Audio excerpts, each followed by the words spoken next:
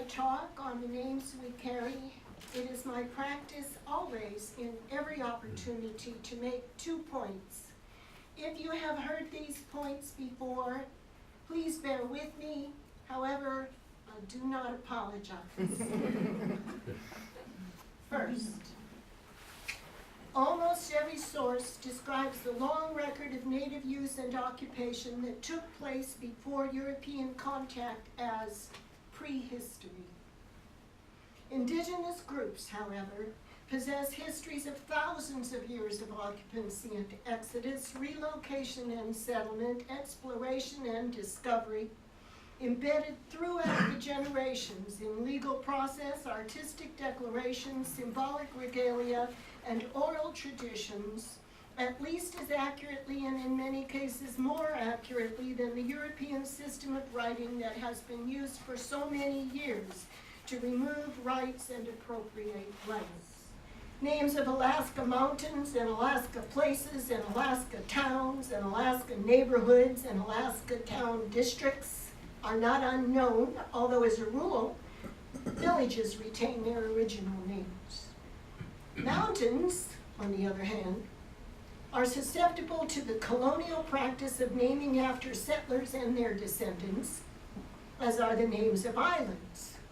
For example, Prince of Wales. Bodies of water, Disenchantment Bay, Gold Creek, and parts of our town, the Flats, Chicken Ridge, Star Hill, the Willoughby District. I began my talk with 2 points that it is my custom to repeat at every opportunity.